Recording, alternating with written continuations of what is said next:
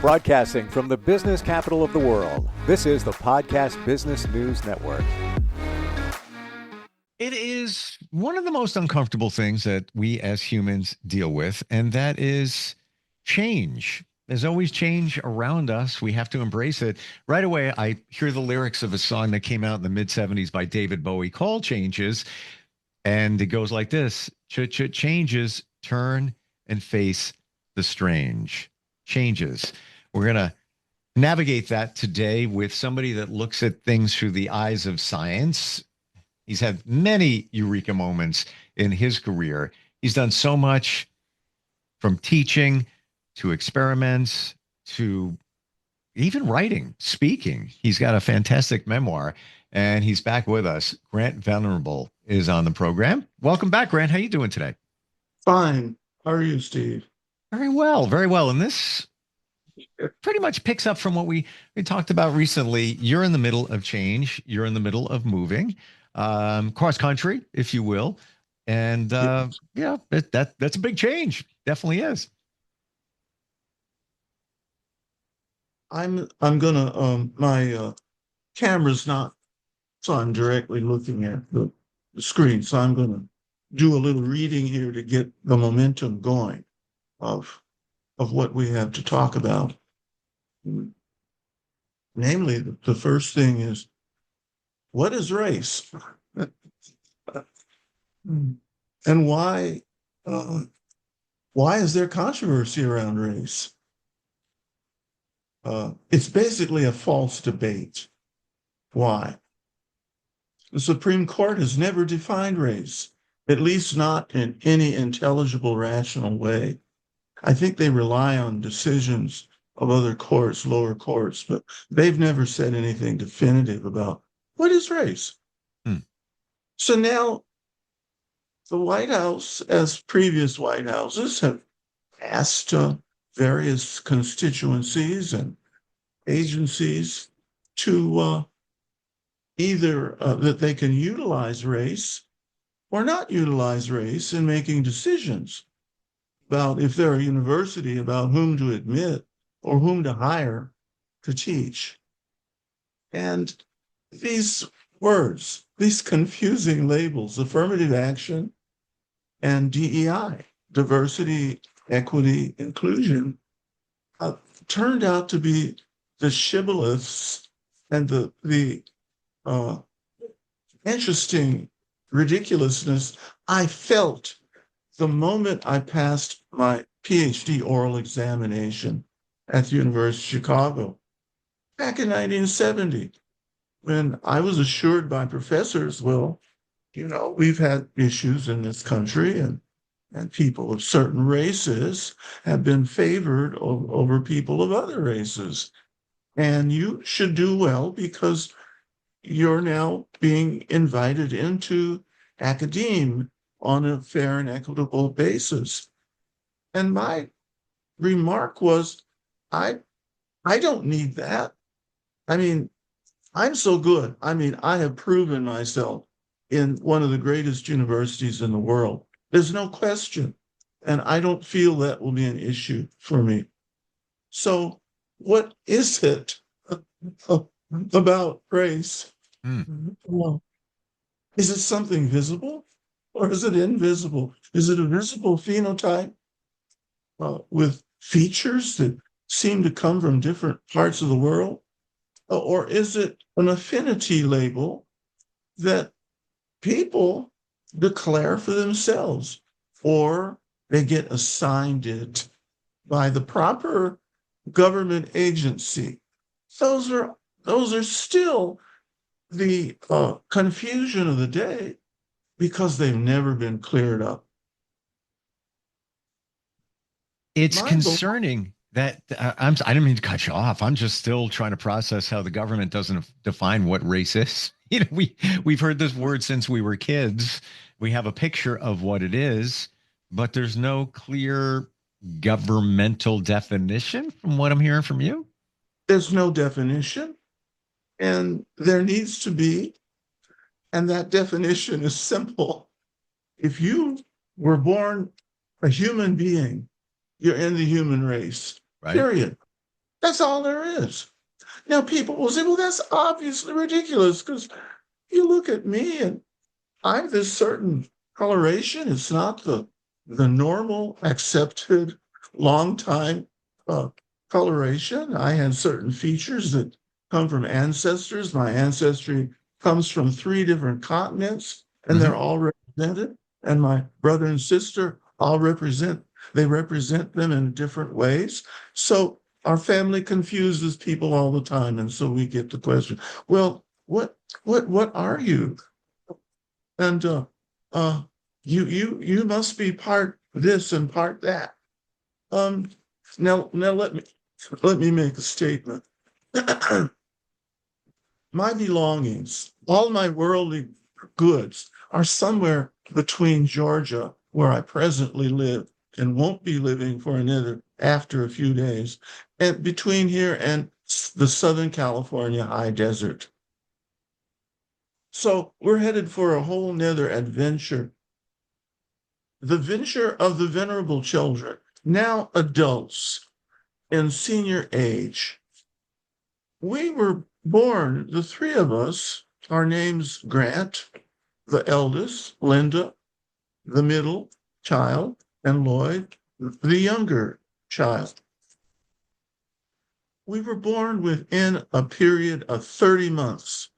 Now that's pretty quick to be having, for one mother to be having children. And there Hmm. were personal justifications for that on our mother's part.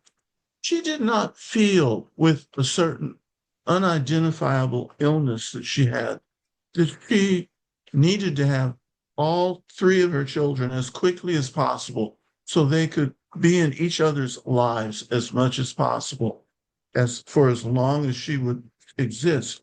And she did exist until 1950, when the youngest of us was 5 and I was 8. Well, that's part of the story. Uh, we had a wagon. I don't even know if children know what wagons are, but a wagon is something you can sit in, you can carry groceries in. And my mother would put the 3 of us in a wagon and she would dress us in similar looking clothes. And people thought we were triplets.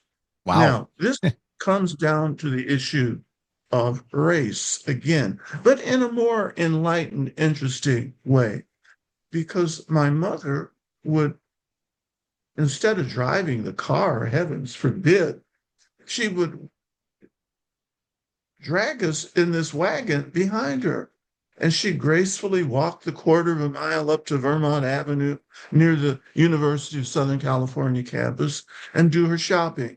So, various kids would carry bags from the markets, and she would pass by people along the way who looked at this interesting sight of this woman who was a dark brown, reddish brown skinned woman with dark, straight hair and a braid that was straight down her back. And her children looked all different kinds of expressions of being human. Well, people would stop her and ask, well, are they triplets? And she would just kind of smile and not really comment. Um, But anyway, what is their racial label? Oh, yes, she must be Indian. She looks like an Apache Indian, dark-skinned Apache Indian. But her kids are from light to the oldest kid who's a darker color. Um, all this refers to what I'm talking about.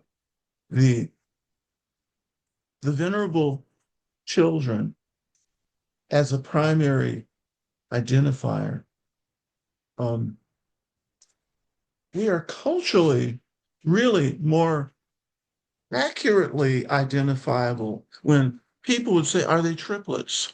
Hmm. Well, they were in a cultural sense that developed in Ireland. And that was in the sense that 3 kids that were born within a close, compact time period had the name all over Europe and the world as being, oh, they're Irish triplets. I just learned that fact a week ago, realizing that's the closest that it got to anything like ethnicity or race. But that takes us into a higher form of thinking, which is where I want our conversation to be about identifiers. And that was our identifier. Were these interesting kids, Irish triplets. Mm. So now we're all gathering in our senior years in the Southern California desert to be able to perform a mission in higher education. And one of the first things we want to be addressing is the matter of race, clarifying what it means, especially what it does not mean. Namely, it's impossible to know race.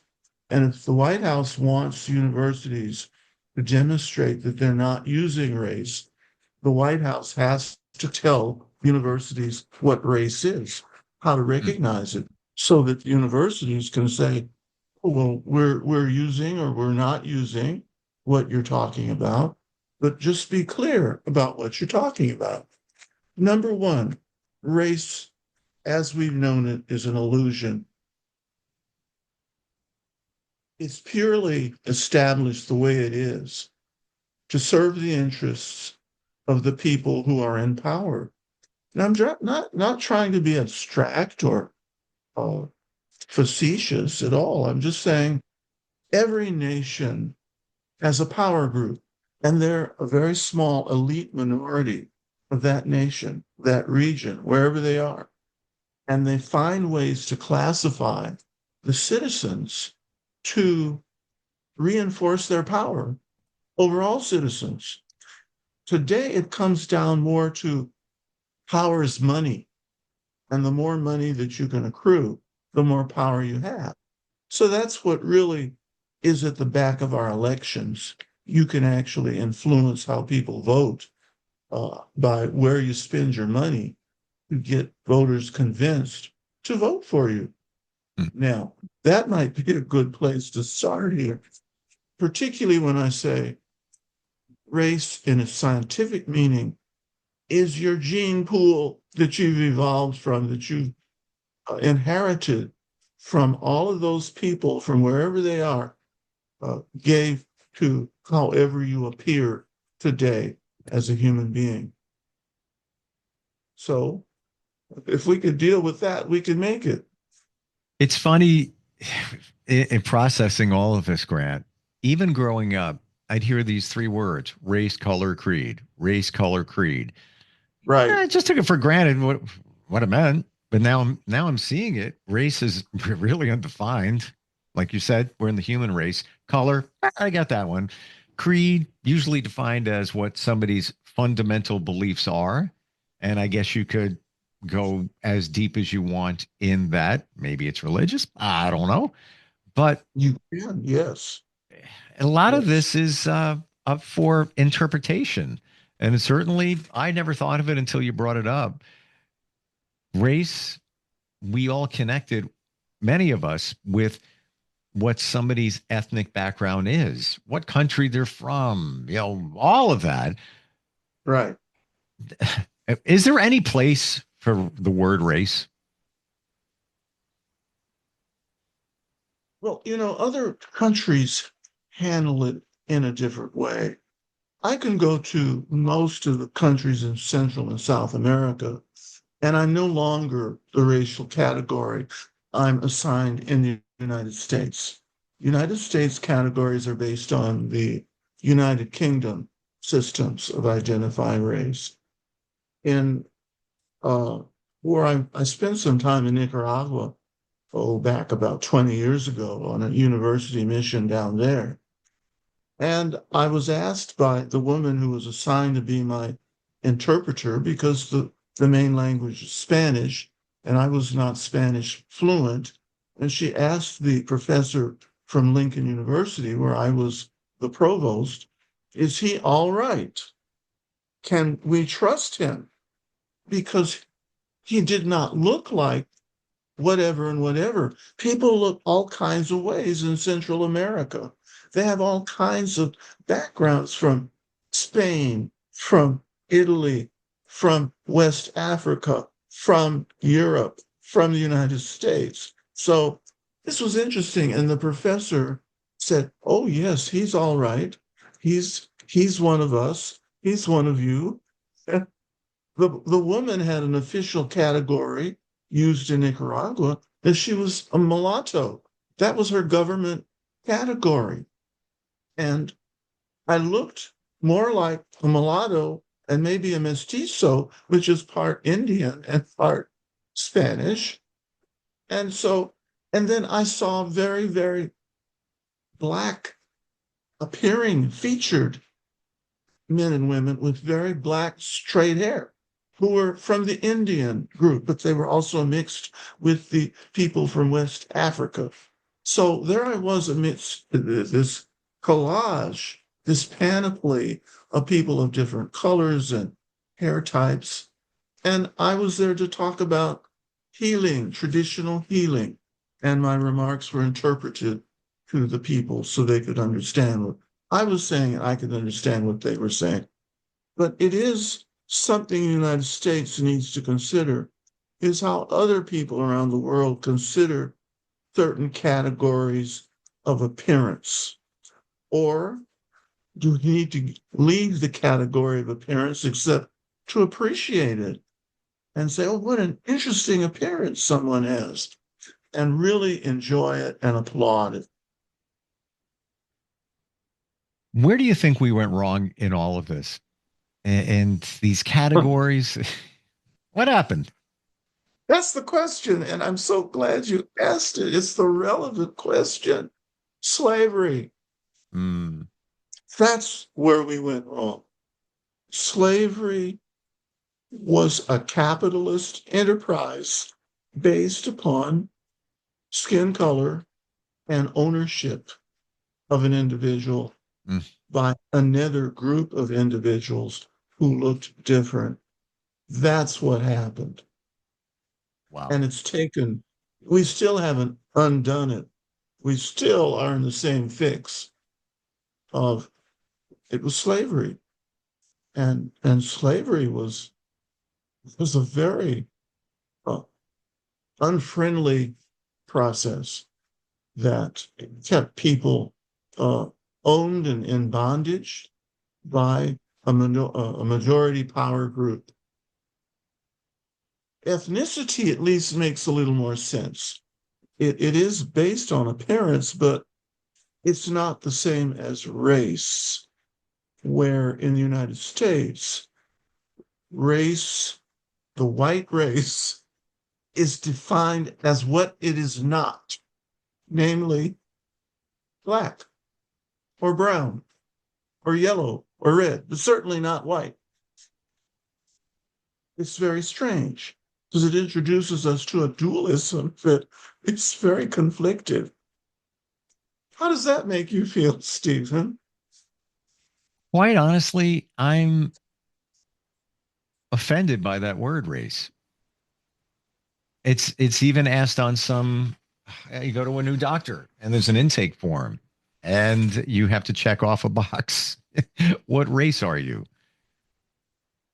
I worked at a company in Silicon Valley in the 1980s, and talking to one of my colleagues in that company, we happened to be talking about race and how the United States classifies. And she was from Egypt, but from one of the more minority groups of Egypt, because Egypt is an Arab uh, uh, majority nation since 700 AD. But she was not from that group. And so when she would go do her official filings as an immigrant in the United States, and they'd uh, ask, "What race are you?" Well, any, it didn't really, it wasn't that simple. They would check the box for white because in America, that's what she looked like. Mm, She was a group in uh, Egypt that had been there longer, way back to the pharaohs. And they were part of African groups, but they were more related to the Ethiopian groups that could vary in color from actual white complexion to dark complexion. And she was adamant when they put white. I'm not white. I am African. That was how she regarded herself, as an Egyptian. I am African, which confuses the heck out of the Office Bureau people in the United States, which is in charge of checking the box for your race. I thought that was one of the most interesting, humorous things I'd ever heard. Well, I want to read the definition of race because I just Googled it. AI provided the answer. Race, while often perceived as a biological category, is primarily a social construct used to categorize people based on, here's that word again, perceived shared physical traits and ancestry. So, race, according to this definition, and I believe it's true in terms of how we view it or perceive it, it's all about perception. There's no fact. There's no, it's a construct based on perception. That's exactly what I used to teach at San Francisco State University in the 1990s about race. That was the the only rational definition that we had. Wow. And it's still rational. And it's well worded. And I did ask at a faculty conference at San Francisco State, one uh, beginning conference retreat to get the year started. And I asked the audience, 60 people in my particular focus group, can you, all of you in here, can you as individuals feel you can live without race? That you can get through your life from now on without a race label? It caused a great deal of consternation to even be asked because people honestly mostly said, no, I think that would be very difficult for me to do that because I'm so inured to what I've been using and what I've been told I am, but what my family says we are, what the government says we are. And that was really telling. And I appreciated everyone contributing to that conversation. We're So just about out of time. I want to ask a question, 20 seconds in the answer. Here we go. We're talking about change today and centered back on race. You're moving, big change. Fear is connected to change. Have you encountered in your mind some fear in your change, in your move? Has there been some there along the way? slightly, maybe just a small fraction of a percent, just a slight fear, if I'm honest, of the unknown that lies ahead. But I've changed so much in the country. I have moved so many times. To me, it's like a hit of excitement, Mm. like taking an a mind-altering substance. I love the And way you said like a hit of excitement. That is, I want to use that in the future because that is, I got it. Like a dopamine. Like this is going to be exciting. That's a change. It's a change. It's exciting, and probably exactly. I've changed my view on a lot of this kind of stuff where it doesn't bother me so much anymore. Yeah, fear, change, all of that. And I would think, what would be the fear? Logistics, depending on other people, the moving company. Are they going to be there on time? Are they going to be, all of that? That All would be, that, yeah. all that, yeah. Mm, Well, I've learned how to not let fear run my life. And that's a big advantage to have it because really is. Fear can be utilized to command your behavior just by throwing more fear into the fire. And I don't fear. I appreciate your honesty on that and transparency and everything we talked about today. Interesting. It's got, I walk away with other thoughts now in terms of what we've been conditioned to believe, accept in terms of race and all of that, and appreciate it. Footprints in the chaotic unknown. Do I have that title right? Your memoir? That's right. Yes. Yeah. Yeah. Yeah. It's Google starting it. to get out there. It's a fascinating look at your life and like the things that we're talking about today will make you think. Grant, thank you so much for being here today. Really appreciate it. Well, thank you, Stephen. And maybe next time we get together, you'll be live and direct from the other side of the country. Yes. Yes. Best of luck in your move. We'll be right back.